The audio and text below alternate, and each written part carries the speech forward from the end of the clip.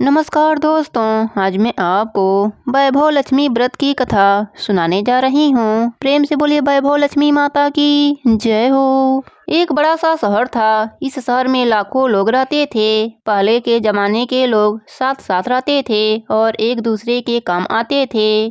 पर नए जमाने के लोगों का स्वरूप ही अलग सा है। सब अपने काम में रत रहते हैं, किसी को किसी की परवाह नहीं।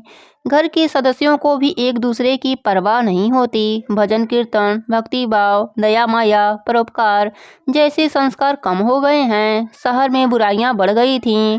शराब, जुआ, रेस, व्यभिचार, चोरी डकैती वगैरह बहुत से गुनाह शहर में होते थे। कहावत है कि हजारों निराशा में एक अमर आशा छिपी होती है। इसी तरह इतनी सारी बुराइयों के बावजूद शहर में कुछ अच्छे लोग भी रहते थे।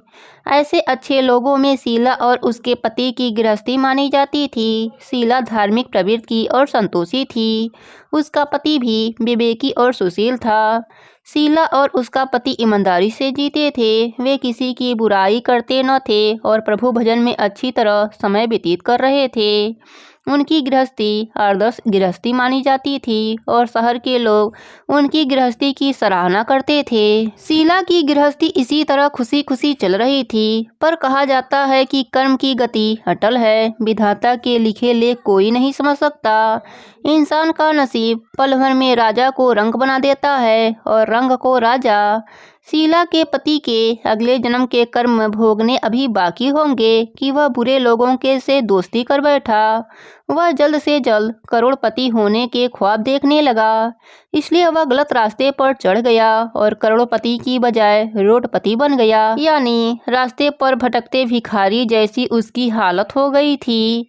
शहर में शराब, जुआ, रेस, चरस, गांजा वगैरह बंदियां फैली हुई थी। उसमें शीला का पति भी फंस गया। दोस्तों के साथ उसे भी शराब की आदत हो गई।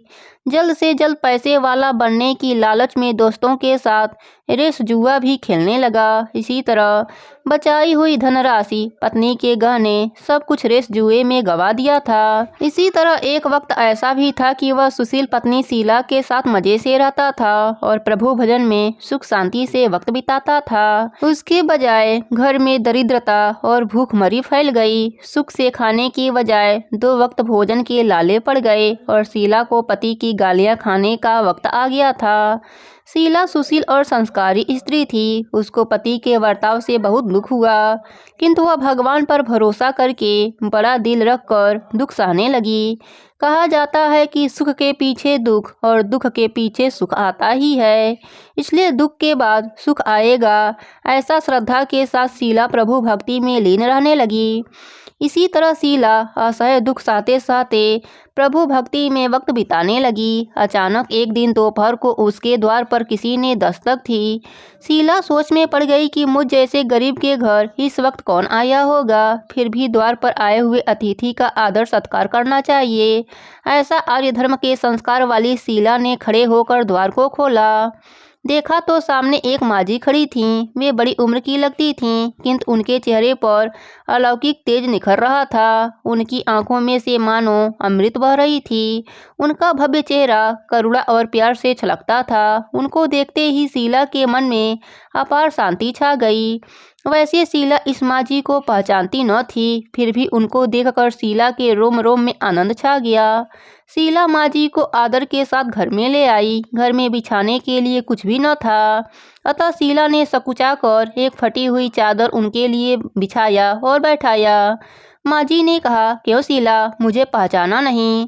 शीला ने संकुचा कर कहा, माँ, आपको देखते ही बहुत खुशी हो रही है, बहुत शांति हो रही है। ऐसा लगता है कि मैं बहुत दिनों से जिसे ढूंढ रही थी वे आप ही हैं, पर मैं आपको पहचान नहीं सकती। माजी ने हंसकर कहा, क्यों, भूल गई? हर शुक्रवार को लक्ष्मी जी के मंदिर में भजन कीर्तन होते हैं, तब मैं भी वहाँ आती हूँ। वहाँ हर शुक्रवार को हम मिलते हैं। पति गलत रास्ते पर चल गया, तब से शीला बहुत दुखी हो गई थी और दुख की मारी वह लक्ष्मी जी के मंदिर में भी नहीं जाती थी। बाहर के लोगों के साथ नज़र मिलाने में भी उसे शर्म आती थी। उसने याददाश्त पर जोर दिया, पर यह माँ जी याद नहीं आ रही थीं। तभी माँ जी ने कहा, तू लक्ष्मी जी के मंदिर में कितने मधुर भजन गाती थी, अभी अभी तू दिखाई नहीं देती थी, इसलिए मुझे हुआ कि तू क्यों नहीं आती है, कहीं बीमार तो नहीं हो गई है। ऐसा सोचकर मैं तुझे मिलने आई हूँ। माँ जी के अति प्रेम भरे शब्दों से शीला का हृदय पिघल गया। उसकी आंखों में आंसू आ गए। माँ जी के सामने वह बिलक बिलक कर रोने लगी। यह देखकर माँ जी शीला के नज़दीक सरकी और उसकी सिसकती पीठ पर प्यार भरा हाथ फेरकर सत्वाना देने लगी। माँ जी ने कहा, बेटी, सुख और दुख तो धूप और छाव जैसे होते हैं। सुख के पीछे दुख आता है तो दुख के पीछे सुख भी आता है। धैर्य रखो बेटी। और तुम्हें क्या परेशानी है? तेरे दुख की बात मुझे सुना, तेरा मन भी हल्का हो जाएगा और तेरे दुख का कोई उपाय भी मिल जाएगा। माँ जी की बात सुनकर शीला के मन को शांति मिली। उसने कहा, माँ जी, मेरी गृहस्थी में भरपूर सुख और खुशियाँ थी। मेरे पति भी सुशील थे। भगवान की कृपा से पैसे की बात में भी हमें संतोष था। हम शांति से गृहस्थी चलाते, ईश्वर भक्ति में अपना वक्त व्यतीत करते थे। एकाएक हमारा भाग्य हमसे रूठ गया। मेरे पति को बुरी दोस्ती हो गई। बुरी दोस्ती की वजह से वे शहर में शराब, जुआ, रेस, चरस, गांजा वगैरह खराब आदतों के शिकार हो गए हैं और उन्होंने सब कुछ गवा दिया और हम रास्ते के भिखारी जैसा बन गए हैं। यह सुनकर माँ जी ने कहा, सुख के पीछे दुख और दुख के पीछे सुख आता ही रहता है। ऐसा भी कहा जाता है कि कर्म की गति न्यारी होती है। हर इंसान को अपने कर्म भुगतने ही पड़ते हैं। इसलिए तू चिंता मत कर, अब तू कर्म भुगत चुकी है। अब तुम्हारे सुख के दिन अवश्य आएंगे। तू तो माँ लक्ष्मी जी की भक्त है। माँ लक्ष्मी जी तो प्रेम और करुणा के अवतार हैं। वे अपने भक्तों पर हमेशा ममता रखती हैं। इसलिए तू धैर्य रख के माँ लक्ष्मी जी का व्रत कर, इससे सब कुछ ठीक हो जाएगा। माँ लक्ष्मी जी का व्रत करने की बात सुनकर शीला के चेहरे पर चमक आ गई। उसने पूछा, माँ, लक्ष्मी जी का व्रत कैसे किया जाता है, वह मुझे समझाइए, मैं यह व्रत अवश्य करूँगी। माँ जी ने कहा, बेटी, माँ लक्ष्मी जी का व्रत बहुत सरल है। उसे वरलक्ष्मी व्रत या वैभव लक्ष्मी व्रत कहा जाता है। यह व्रत करने वालों के सब मनोकामना पूर्ण हो जाती हैं। वह सुख संपत्ति और यश प्राप्त करता है। ऐसा कहकर माँ जी वैभव लक्ष्मी व्रत की विधि कहने लगी। बेटी, वैभव लक्ष्मी व्रत वैसे तो सीधा साधा व्रत है, किंतु कई लोग यह व्रत गलत ठीक तरीके से करते हैं, अतः उसका फल नहीं मिलता। कई लोग कहते हैं कि सोने के गहने की हल्दी कुमकुम से पूजा करो, बस व्रत हो गया, पर ऐसा नहीं है। कोई भी व्रत शास्त्रीय विधि पूर्वक करना चाहिए, तभी उसका फल मिलता है। सिर्फ सोने के गहने की पूजा करने से फल मिल जाता तो सभी आज लखपति बन गए होते। सच्ची बात यह है कि सोने के गहनों की विधि से पूजन करना चाहिए। व्रत की उद्यापन विधि भी शास्त्रीय विधि मुताबिक करनी चाहिए, तभी यह वैभव लक्ष्मी व्रत फल देता है। यह व्रत शुक्रवार को करना चाहिए। सुबह में स्नान करके स्वच्छ कपड़े पहनो और सारा दिन मन में जय माँ लक्ष्मी का रटन करते रहो। किसी की चुगली नहीं करनी चाहिए। शाम को पूर्व दिशा में मुंह रखकर इसी तरह आसन पर बैठ जाओ। सामने पाटा रखकर उसके ऊपर रुपया रखो। रुपया पर चावल का छोटा सा ढेर रखो। उस ढेर पर पानी से भरा तांबे का कलश रखकर कलश पर एक कटोरी रखो। उस कटोरी में एक सोने का गहना रखो। सोने का गहना न हो तो चांदी की भी चलेगा। चांदी का न हो तो नगद रुपया भी चलेगा। साथ ही घी का दीपक और धूप रखो। माँ लक्ष्मी जी के बहुत स्वरूप हैं और माँ लक्ष्मी जी को श्री यंत्र अति प्रिय है, अतः वैभव लक्ष्मी में पूजन विधि करते वक्त सर्वप्रथम श्री यंत्र और लक्ष्मी जी के विविध स्वरूपों का सच्चे दिल से दर्शन करो। उसके बाद लक्ष्मी स्तवन का पाठ करो। बाद में कटोरी में रखे हुए गहने या रुपए को हल्दी कुमकुम और चावल चढ़ाकर पूजा करो और लाल रंग का फूल चढ़ाओ। शाम को कोई मीठी चीज बनाकर उसका प्रसाद रखो। न हो सके तो शक्कर या गुड़ भी चल सकता है। फिर आरती करके 11 बार सच्चे हृदय से जय माँ लक्ष्मी बोलो। बाद में 11 या 21 शुक्रवार यह व्रत करने का दृढ़ संकल्प माँ के सामने करो। आपकी जो मनोकामना हो वह पूरी करने को माँ लक्ष्मी जी से विनती करो। फिर माँ का प्रसाद बांटो और थोड़ा प्रसाद अपने लिए रखो। अगर आप में शक्ति हो तो सारा दिन उपवास रखो और सिर्फ प्रसाद खाकर शुक्रवार करो। न शक्ति हो तो एक बार शाम को प्रसाद ग्रहण करते समय भोजन कर लो। अगर थोड़ी शक्ति भी न हो तो 2 बार भोजन कर सकते हो। बाद में कटोरी में रखा गाना या रुपया ले लो। कलश का पानी तुलसी क्यारे में डाल दो और चावल पक्षियों को डाल दो। इसी तरह शास्त्रीय विधि अनुसार व्रत करने से उसका फल अवश्य मिलता है। इस व्रत के प्रभाव से सब प्रकार की विपत्ति दूर होकर आदमी मालामाल हो जाता है। संतान न हो उसे संतान की प्राप्ति होती है। सौभाग्यवती स्त्रियों को सौभाग्य अखंड रहता है। कुंवारी लड़कियों को मन भावन पति मिलता है। शीला यह सुनकर आनंदित हो गई। फिर पूछा, माँ, आपने वैभव लक्ष्मी व्रत की जो शास्त्रीय विधि बताई है वैसे मैं अवश्य करूँगी, किंतु इसकी उद्यापन विधि किस तरह करनी चाहिए यह भी कृपा करके सुनाइए।